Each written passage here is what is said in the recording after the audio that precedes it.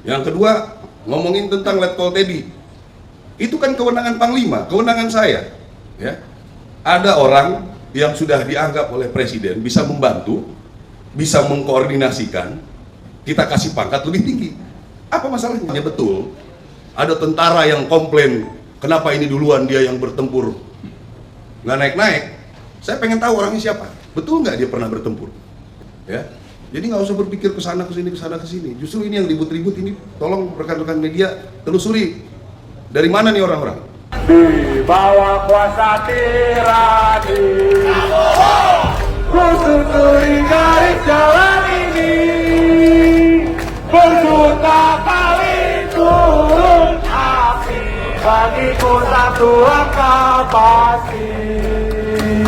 Berjuta kali turun api, bagiku satu angka pasti. Hidup mahasiswa! Hidup rakyat Indonesia! Hidup perempuan yang terus melawan! Selanjutnya, kawan-kawan, gue ingin undang perwakilan dari Badan Eksekutif Mahasiswa Universitas Trilogi, Bung Saudi. Silakan waktu dan tempat untuk menyampaikan pandangan politik, orasi politik, dan tegasnya kita politik dari kawan-kawan. Bahkan lebih dari satu permasalahan secara struktural di tatanan kabinet merah putih yang harus direformasi dan rombak hingga pecahan menteri, wakil menteri, status nggak jelas yang membebani negara sangat bawah. Efisiensi pendidikan dipotong, tapi melatih status dari influencer. Teriakan dulu. Undang-Undang Nomor 34 Tahun 2004 tentang Tentara Nasional Indonesia pada pasal 47 ayat 1 secara tegas mengatakan bahwa prajurit TNI yang masih aktif dilarang menduduki jabatan sipil. Pengangkatan Mayor Teddy Indrawijaya sebagai Sekretaris Kabinet Merah Putih mengundang polemik. Mahasiswa pun turun ke jalan. Mereka menyuarakan penegakan aturan. Mahasiswa menuntut agar negara taat pada aturan yang telah dibuat. Jika Mayor Teddy diangkat jadi Sekretaris Kabinet, maka semestinya Mayor Teddy dinonaktifkan dari TNI. Namun alih-alih memberhentikan Teddy, Kepala Staf Angkatan Darat, Maruli Simanjuntak menjawab tuntutan mahasiswa dengan cara yang tidak wajar dengan menaikkan pangkat Teddy dari Mayor menjadi Letnan Kolonel. Keputusan ini pun mengundang polemik. Jika pejabat negara tidak bisa menerapkan aturan di lingkungan mereka sendiri, bagaimana mungkin mereka menegakkan aturan untuk rakyat? Dan terlebih lagi, kasus ini sedang hangat diperbincangkan di kalangan rakyat. Sebagai pemimpin, Presiden dan Panglima TNI seharusnya bijak dalam mengambil keputusan. Kalaupun tidak bisa memenuhi tuntutan rakyat, memberhentikan Teddy dari Seskap, ataupun tetap sebagai Seskap tetapi dinonaktifkan dari TNI, setidaknya Presiden dan Panglima tidak mengambil tindakan yang justru memantik masalah baru, menaikkan pangkat ketentaraan Teddy. Atau paling tidak, Presiden dan DPR yang didukung oleh mayoritas partai pendukung pemerintah, merombak undang-undang TNI, agar kedudukan Mayor Teddy saat ini legal, tidak berbenturan dengan aturan yang ada. Jokowi sudah memberikan contoh yang baik. Ketika undang-undang tidak sesuai dengan umur anaknya untuk maju sebagai calon wakil presiden, maka undang-undangnya lah yang diubah. Ke depan, mungkin inilah yang diterapkan. Jika aturan tidak bisa membuat penguasa senang, maka aturan itu harus diubah. Ini banyak sekali pertanyaan kepada saya melalui WA yang saya itu khususnya dari teman-teman media ya. Jadi saya tidak bisa jawab satu persatu. Makanya pada kesempatan ini di kunjungan kerja saya di Puslapur, saya ingin menyampaikan supaya jawabannya bisa langsung ke semuanya ya. Jadi yang pertama, banyak pertanyaan tentang revisi undang-undang. Saya juga bingung kenapa DIM-nya sudah berulang kali disampaikan oleh DPR belum sampai di sana, orang sudah pada ribut. Ada beginilah, begana lagi. Saya saja baru kemarin saya baru dapat. Ya, orang ini sudah ribut kemana-mana. Ya. Yang dipersoalkan, ya bukan yang dipersoalkan ada dua undang-undang akan direvisi, yaitu tentang umur. Saya kira tidak perlu terlalu banyak dipermasalahkan. Silakan saja nanti kebijakan negara, bagaimana nanti kemampuan keuangan, bagaimana nanti kita diskusi jabatan di ketentaraan dan lain sebagainya. Setelah kita menyampaikan DIM, diskusi akan dilaksanakan besok. Yang kedua adalah mengenai kita bisa masuk ke kementerian yang lain. Ya. Jadi ini kan silakan saja didiskusikan. apakah tentara harus alih status, apakah tentara harus pensiun, ya. Jadi nggak usah diperdebatkan seperti ribut kanan kiri ke depan gitu, kayak kurang kerjaan, ya.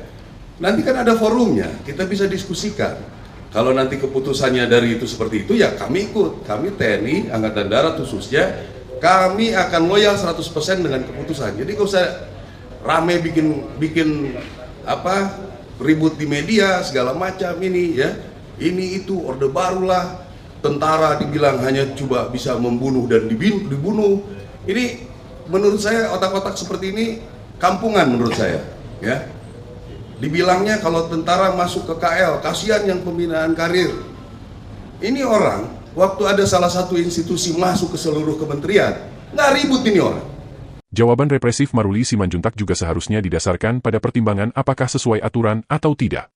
Tidak ada satupun masyarakat yang mempersoalkan pribadi Mayor Teddy yang menjadi sekretaris kabinet. Yang dipersoalkan adalah, ada aturan yang dilanggar, dan itu harus diselesaikan terlebih dahulu. Sangat tidak elok, seorang panglima seperti Maruli Simanjuntak menjawab kritikan masyarakat seolah mereka yang memberikan kritik adalah orang yang kurang kerjaan. Sebagai negara demokrasi, di mana disebutkan dalam undang-undang bahwa rakyatlah pemegang kedaulatan, kritik adalah sebuah keniscayaan. Jika tidak mau ada kritikan, ubah negara kita menjadi negara kerajaan, di mana pemimpin adalah pemegang kedaulatan tertinggi. Atau jika tetap menggunakan sistem demokrasi, pejabat harus tetap tegak berdiri di atas aturan, agar mereka tidak dikritik. Apakah dia bekerja di institusi itu? Nah ini perlu media-media juga tanggap seperti itu, ya.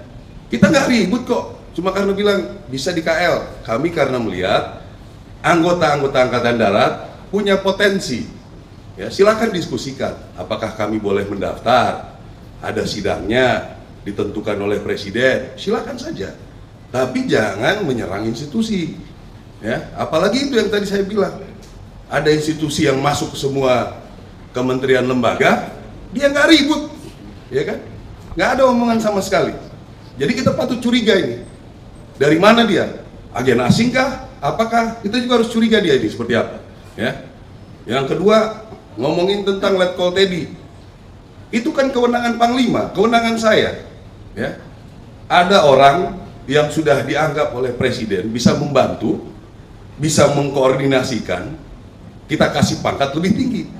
Apa masalahnya? Ya, ada orang lah temennya tentara yang pernah di Papua. Siapa yang pernah di Papua? Berapa orang yang pernah penugasan Papua? Ya, Papua itu penugasan Papua yang bertempur betul itu mungkin nggak nyampe 5%. Yang lain di Papua pinggiran itu. Ya, saya tahu percis. Jadi yang ribut-ribut kalau misalnya betul ada tentara yang komplain, kenapa ini duluan dia yang bertempur nggak naik-naik. Saya pengen tahu orangnya siapa. Betul nggak dia pernah bertempur? Ya, cek betul. Pernah perang nggak dia? Ya, biasanya yang nggak pernah perang itu yang bacotnya terlalu banyak. Sebagai Panglima TNI, tentu punya hak dan kewenangan untuk menaikkan atau tidak menaikkan pangkat seseorang. Namun harap diingat juga bahwa Panglima TNI bekerja harus sesuai ketentuan yang ada. Jika di aturan disebutkan larangan seorang TNI bekerja di jabatan sipil, Panglima seharusnya juga taat dengan aturan itu. Satu hal yang harus diingat oleh Maruli Simanjuntak, bahwa undang-undang kita secara tegas memberikan batasan kewenangan antara sipil dan militer untuk menghindari konflik kepentingan. Tentara dan juga termasuk kepolisian dibentuk untuk melindungi segenap kepentingan rakyat secara menyeluruh dan bukan menjadi alat kepentingan yang dikendalikan kelompok tertentu. Jika militer sudah bekerja di institusi sipil, terlebih lagi di jabatan yang dikendalikan oleh partai politik, maka militer juga akan cenderung menjadi pelayan partai politik tertentu.